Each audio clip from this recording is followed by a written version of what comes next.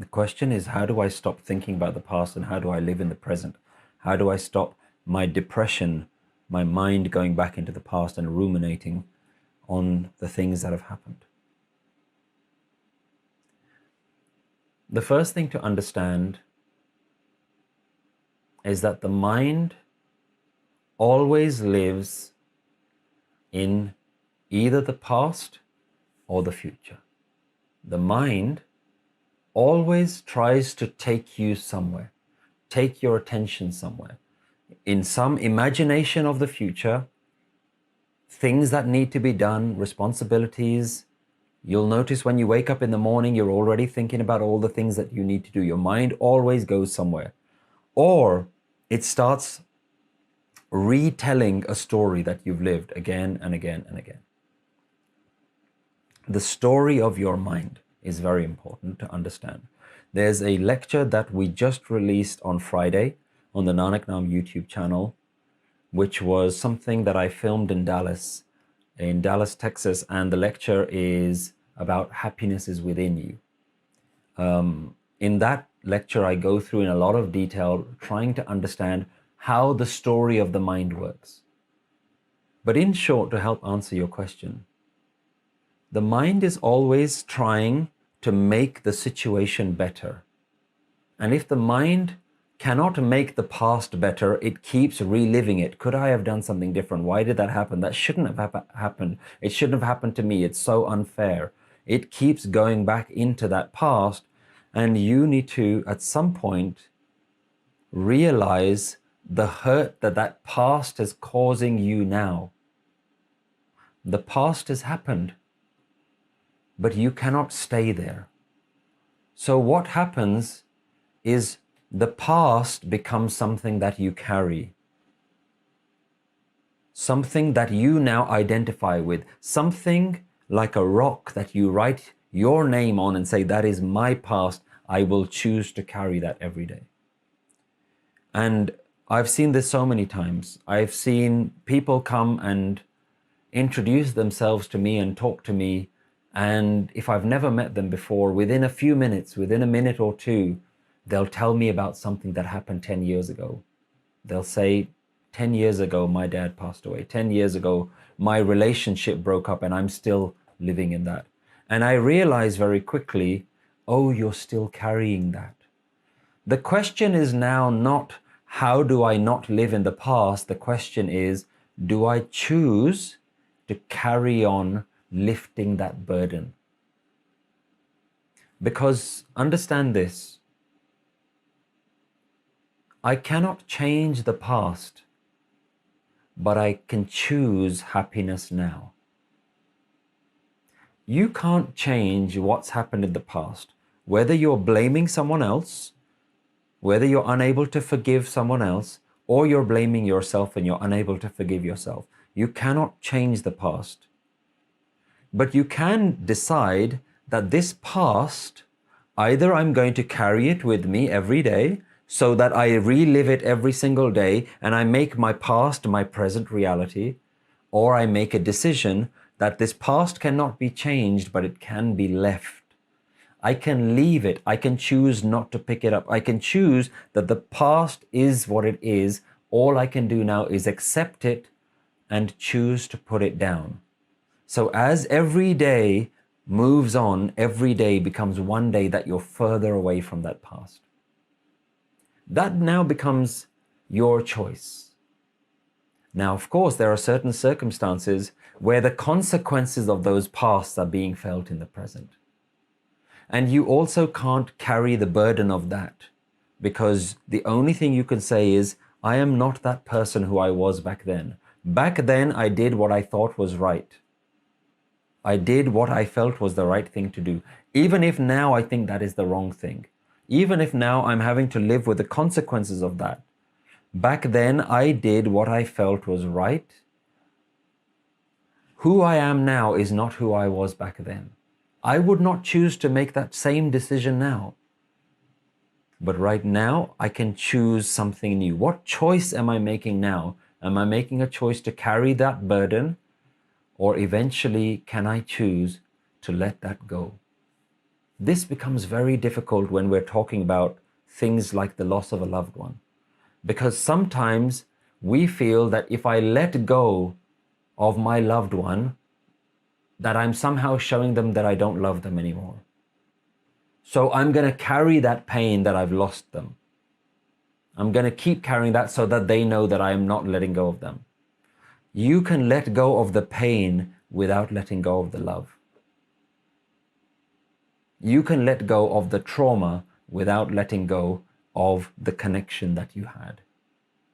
That connection should be something that you carry so that it helps future relationships, so that it helps in all of your interactions with today. The joy that you felt is something that should fragrance your life, not burden you down. But the burden needs to be a decision that you decide to put down. Hi, thanks for watching, and I hope you're enjoying our videos. Nanak Naam is all about simplifying the life-changing wisdom of Guru Nanak Dev Ji and making it freely available to everyone through online videos, podcasts, booklets and courses. And we need your donations to spread these teachings even further. Please set up a regular monthly donation by visiting nanaknaam.org/donate. With your support, we're taking Gurmat global.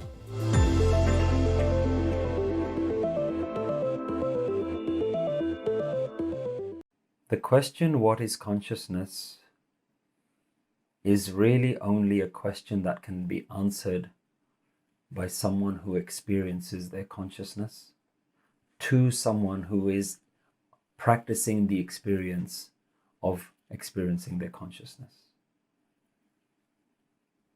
To someone who has never known what water is, what the ocean is, and they ask the question, what is the ocean? No description that I can give will make you feel what it feels like to swim in the ocean. If you ask the question, what is love? No description I can give will be able to communicate the experience of love. Yet when you feel what love is, any description will make sense. Your consciousness, in the simplest way that I can try and describe it, is if you've ever been in a room and somebody has walked into the room. Sometimes you walk into a room and you feel that someone else is present, maybe even if your eyes are closed. Someone may silently walk into the room and you know that someone is there, something is there. There is a presence in the room. I can feel someone there. Now turn that experience to yourself. When you close your eyes, the things that you become aware of are all your thoughts and your distractions. But more important than your thoughts and the things that you think about, when you close your eyes, stop and think, is someone here in this space right now? Imagine you yourself are like a room. You will notice something is here, and that something is what I call me. We will all know it very clearly as soon as we go into our own space, close our eyes, and we will say, if nothing else is here, I am here. You all know the experience of what I am is. You all know what consciousness is. But it is so close to you that you've never really looked at it in detail. You've used your awareness to look at other things, but you do not turn your awareness on itself. When you understand that you are there within your own space, then the question arises, who is that you? And it seems like a very nonsensical question. Well, it's me. I am here. But the further you study and read into your own sense of self, you will notice that there is a presence that the mind has labeled me. There is an awareness within you, and your mind has said, this is me. This is my awareness. I am aware. But the more you look into it, you will realize that the mind and the awareness are two distinct things. The mind has labeled the awareness as me, and then it does everything else to attach things onto that me. this is my awareness, and this awareness exists in a body. So this must be my awareness, and this must be my body. And then everything around that body that we associate with are also belonging to the mine, the me. But the more you understand yourself and you follow the words of the Guru, you will realize that this me is just a mental construct. It's a construction. It's a useful tool, but it isn't a reality. That presence isn't mine. That presence is simply there. And looking at your own space and just realizing there is a presence here which I have called me, but I have wrongly attributed that as being mine. It is just present. Now, this particular technique is one that is a focus of the Vedanta tradition, specifically the non-dual Advaita Vedanta tradition. Gurbani fully accepts this understanding of the awareness. Gurbani goes in line with this understanding of the awareness, and it understands that this awareness is not me. But what Gurbani does, rather than just labeling it as awareness, it labels it as the oneness. What the Guru does is it doesn't just focus on being aware of the awareness, it focuses on the whole totality of creation. Everything inside and everything outside you belongs not to me, but belongs to something else, and gives it a name, Ik, oneness, God, Paramatma. So our focus is not to just be aware of our awareness. Our focus is to keep our mind constantly aware that awareness and body and surroundings and time and this moment and all things in the past that have happened are all part of this game called Hukam, which has a owner, and the owner is the oneness. So I'm very quickly going through some very deep subjects here, and I hope I'm able to give you a little bit of a glimpse as to what it is that we're referring to when we talk about our awareness and consciousness. Now, the second part of the question is, how do I focus on Guru when I'm having a conversation with someone? Guru now becomes any wisdom that makes you aware that this presence of me is not really mine. So as long as you are within your awareness, as long as your mind is able to realize that the one speaking to me is also the oneness, the one listening is also the oneness, then you are doing what Gurbani calls Satgur ki seva. You are serving the wisdom of the Guru. You are practicing the wisdom of the Guru. You are in a constant state of awareness. This is why mantra is so important in this tradition.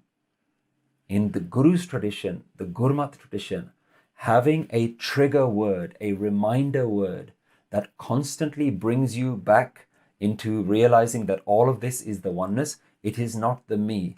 The opposite of Naam is me, I am. The opposite of Naam is ego. Ego does not mean self-importance. Ego means I amness. Either there is oneness in you or there is I amness in you. Both cannot exist. And for most of us, I amness is what is inside. We believe I am is driving this body, is the owner of this body and mind. But the Guru reminds us to use the words with our tongue, to say it out loud, to listen to these words, and to repeat these words within our mind. Everything is you. Tu hi tu, this is you. So you are actively interrupting the mind's habit of constantly doing its own mantra. I call that me thinking. We spend all day in meditation doing me thinking. I am this and I am that. I need to do this and I must do that. I have done that and I will be doing that. You believe you are the driver of this vehicle. With Gurbani's instruction, you interrupt that way of thinking by replacing this fictitious I am with realizing that none of this was actually mine to begin with. So you start to readdress your thinking Reprogram your mind to realize that I am is not the driver of anything, the owner of anything. The I am is just a fictitious character. It's a useful character. It needs to be there. It serves a purpose, but it is not the real character. It is like the character and then knowing that there is an actor. Sometimes when you watch a movie, you realize that there is an actor and you realize that that actor is playing a part, is playing a character. Most of the time in the movie, you forget the actor and you just get engrossed in the character. In the same way, we forget that we are a character, but there is an actor here, and I am not the actor of this role, this mind and body, but that oneness is the actor who is doing everything. So I hope that gives some clarity, but please do spend time going through the Japji Sahib series. There are a lot of videos covering every verse of Japji Sahib, and we go into a lot more detail, specifically covering these concepts. Thank you so much for watching, and I hope you benefited from that. If you'd like to help us create more spiritual content, then head over to our website nanaknaam.org/donate and think about setting up a regular monthly donation. We're a 100% non-profit organization, so all the donations that you give us go directly into the charity and that help us to create and share Gurmat spiritual wisdom.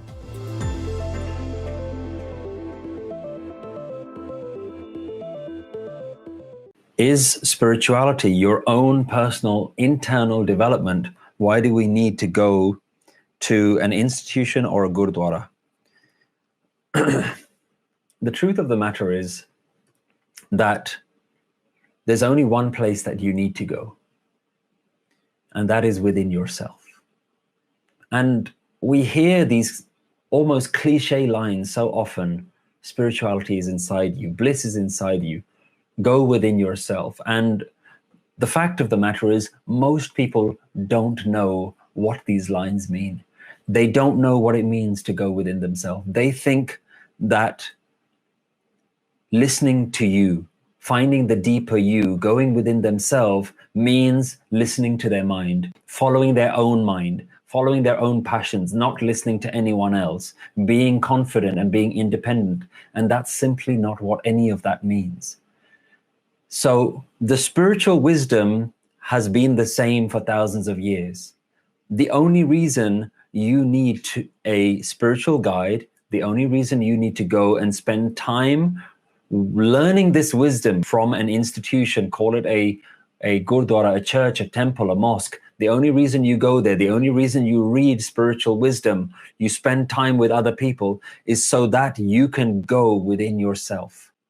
You can learn how to go somewhere that you may never have known to go on your own. You can learn to find that space within you only through someone who has been there themselves within themselves. You need the help of someone who's done that in the past. But bear in mind, going to the Gurdwara isn't what it's about. It's about going, getting the instruction, and then going back, using that instruction to go within yourself, to know what is the experience of me being myself. What is it that I am? What do I call this me? Remember, Homme dirag rog hai, daru bhi isma.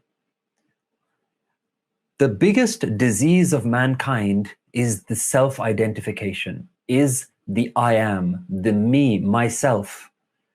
But the solution is also in the myself. Man tu jot sarup hai, apna mool pachan. Oh, my mind, you are the embodiment of the divine light. Know yourself. So the myself is the problem, but going within myself is also the solution. Daru bhi ismae. Kripaa karije apne ta gur ka shabad kamaye.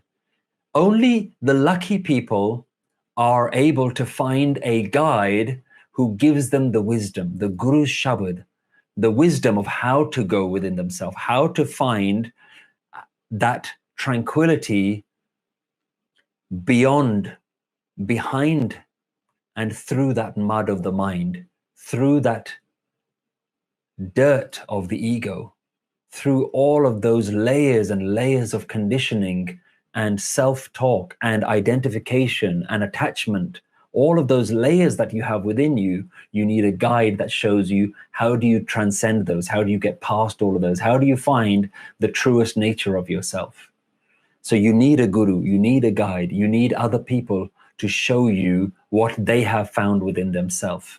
So you're absolutely right, you don't need to go anywhere, because the only place that you need to go is within yourself, but you do need a guide that shows you how to go within yourself. Thank you so much for watching, and I hope you benefited from that. If you'd like to help us create more spiritual content, then head over to our website nanaknaam.org/donate and think about setting up a regular monthly donation. We're a 100% non-profit organization, so all the donations that you give us go directly into the charity and that help us to create and share Gurmat spiritual wisdom.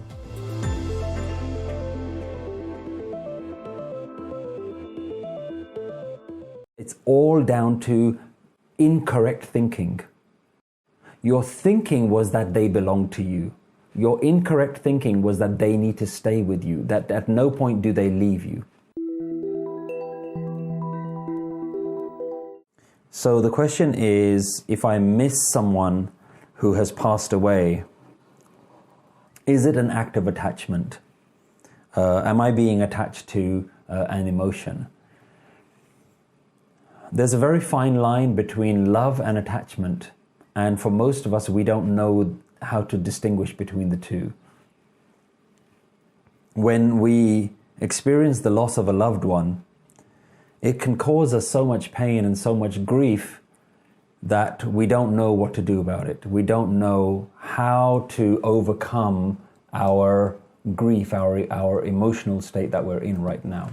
The pain that you're experiencing may be an opportunity for you to ask yourself some difficult questions. What is my attachment to that person? Because remember, when you mourn the loss of a loved one, you are not crying for them. You are crying for your loss. Your tears and your worries and your pain and your heartache is for you. It is not for them, it's not about them, it's about your loss. You're not crying that that person has gone away, you're crying that I no longer have that in my life. And as soon as you understand that, you realize I'm attached to that. And this is an opportunity for you to understand that everything in your life is going to get taken away. It isn't just the loved ones. It isn't just your nearest and dearest. It isn't just the people who you thought were always going to be there. I definitely recommend a video that we have on the Nanak Naam YouTube channel, which is about dealing with the death of loved ones, dealing with grief and loss. There is a 1 hour long video that we've created which goes into this in a lot of detail, and one of the key points that comes out from that video is this idea of how do we talk about things. The example that I give in that video is when you lose your keys, for example, the use of language, I have lost my keys, means that these keys belong to me, they don't belong to anyone else. At no point should they leave me. They should stay here always. That's the kind of language we use when we say, I've lost my keys. We use, unfortunately, the same language for our nearest and dearest who pass away. I lost my father. I lost my mother. I lost my husband, wife, partner, brother, sister, child. When we use that kind of language, what we're really saying is, that person belonged to me. They should have stayed with me all the time. There is no scenario when that person needs to leave. And when you start to understand that you've been using that kind of language this whole time, you realize that it's all down to incorrect thinking. Your thinking was that they belong to you. Your incorrect thinking was that they need to stay with you, that at no point do they leave you.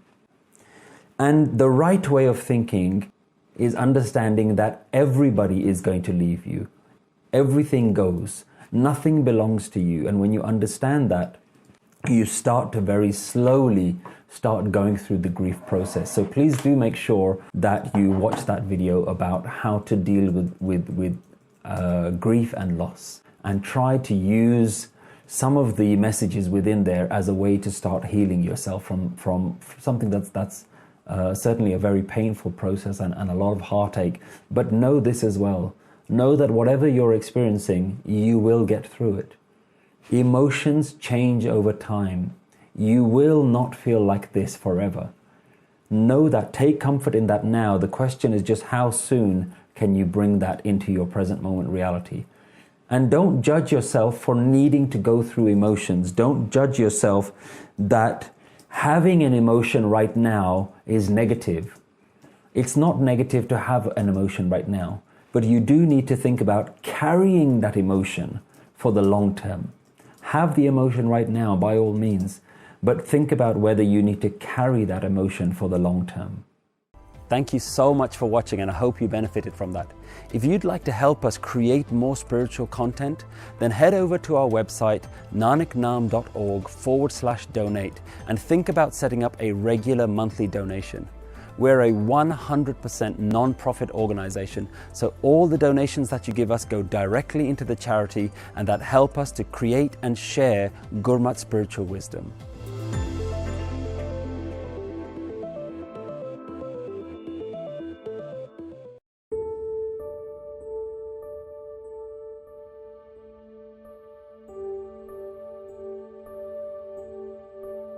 So I find that this has been one of the most powerful mantras in my own personal spiritual experience, my own spiritual practice. Start by closing your eyes, making sure that you're in a comfortable position, that your body is comfortable. There's nothing distracting you.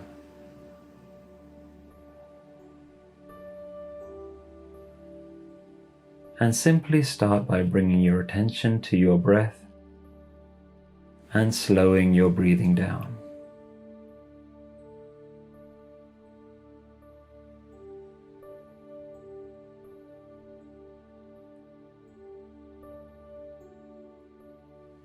Notice how your breath feels as you breathe in and out again.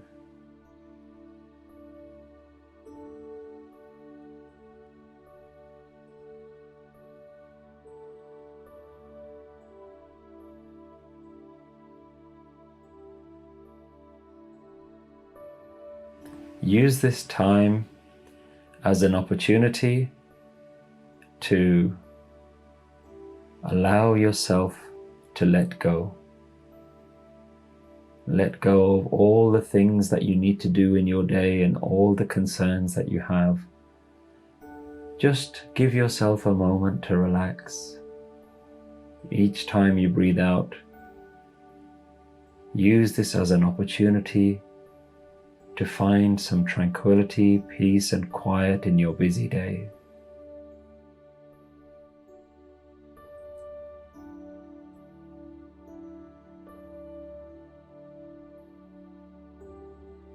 Each time you breathe out, allow all the tension in your body to be released. Any tension in your shoulders, any tension on your forehead. Each time you breathe out, notice any tense part of your body and allow that to just relax and soften with each breath out.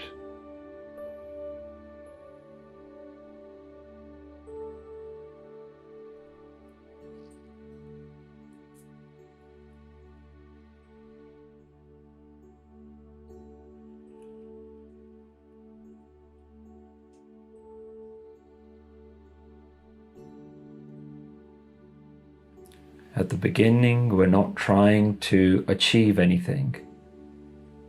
Just as though if you've ever been lying down in the warm sunshine when you've gone to the beach, when you're lying there, you're not trying to achieve anything. In fact, you're trying to unwind, undo, and simply just be present and enjoying that moment.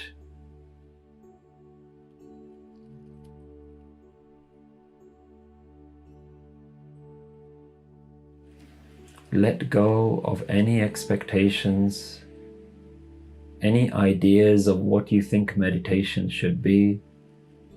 Let all those go and just be in a state where you are noticing what is going on here.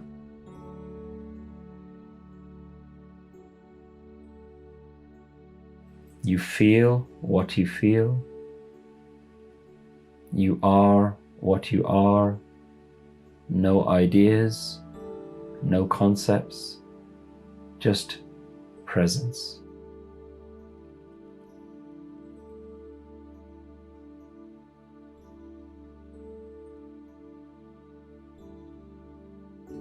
No future, no past, just this moment now.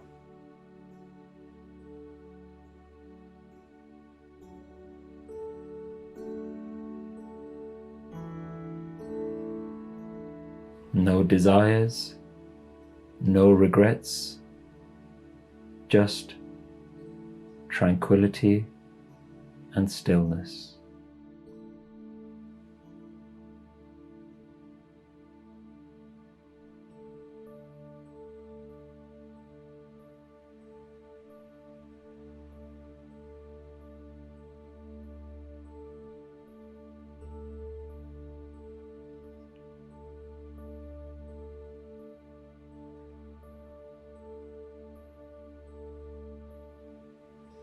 Become aware that this body that you live in has been gifted to you. It is not yours. It is not something you have created. It is simply something that is on loan to you, something that you borrow. And even the breath that you're breathing is not yours. Appreciate how all the things that you believe are mine, the things that make you believe this is who I am, are actually not yours to begin with. Appreciate that they are here, but they are not yours.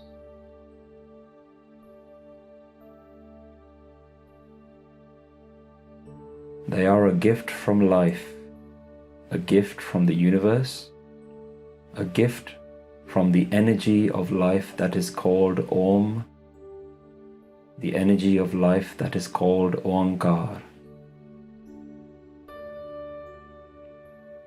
The oneness, the universal force, the divine.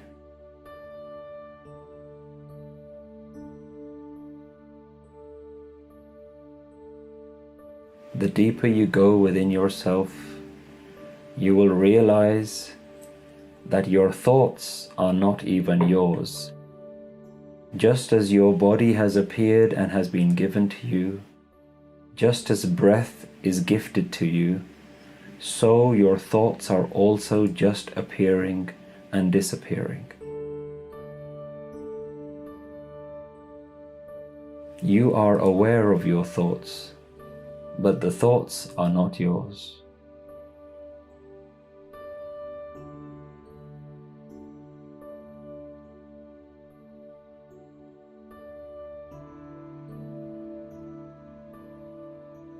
When you realize that your body is not yours,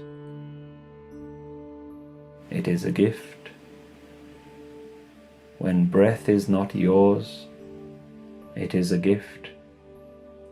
When mind is not yours, it is a gift. When everything that you believe is your possession, when you realize that these are also gifts, the only thing left is a conscious presence within you, an awareness. That which your mind has labeled I am, me, the feeling of me, the feeling of being awake within my own mind. Even that presence, consciousness, awareness even that is not yours. It is also just there, not something you have created, something you switch on, something you can switch off, something you can remove.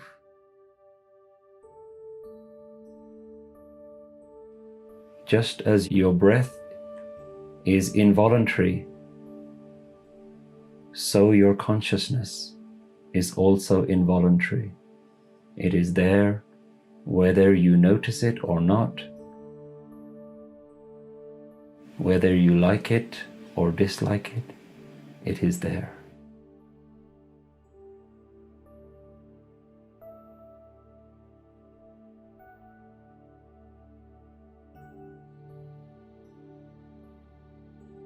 When you realize that nothing is yours, not your body, not your breath, not your thoughts, not your possessions, not the awareness, when you realize, when the mind becomes aware that nothing belongs to it, nothing is truly mine, nothing can be called me, myself, or I am, and yet all these things are present, we can only surrender these things to that which has created them, which has been called the universal force, Om, Omkar, Paramatma, Parabrahma, Supreme Oneness.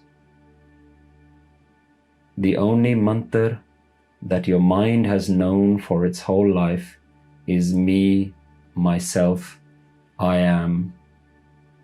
And now, with the Guru's instruction, we change that daily repetition, the daily meditation of I am. We now understand that nothing is I am, everything is yours. Everything is you. This body is you. This mind is you. This breath is you. This awareness within me is also you. Your only mantra left is this is all you. Tu hi, tu hi. This is you. This is you. This mind is you. This feeling of me is not me. This feeling of me is really also you. Surrender this feeling of me. Give up ownership to the body. Give up ownership of your problems, of your attachments. Give up ownership towards your sense of self, the me, the I am, and realize everything is you. This is the goal of your devotional chanting meditation, to lovingly give up and surrender all that was never yours in the first place. This is all you. This is all your grace. This is you. This is your grace.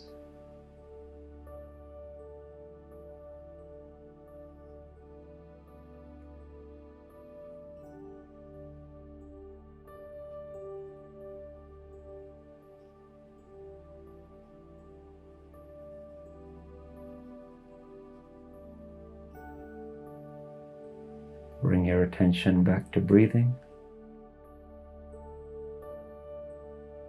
Notice the quality of your inner space.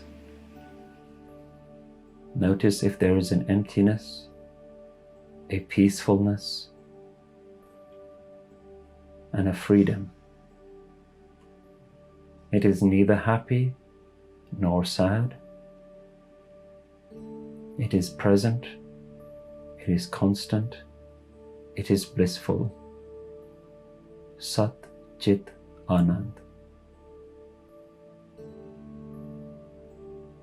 Allow this feeling to carry on throughout your day, and use any mantra, any word to reduce the sense of I am and to remind you back that everything is you. You are this oneness. This oneness is everything that is here. Nothing is I am. Take one deep breath in. Hold it. Hold it. Hold. Hold. Hold it. And out. And when you're ready, bring yourself back and open your eyes.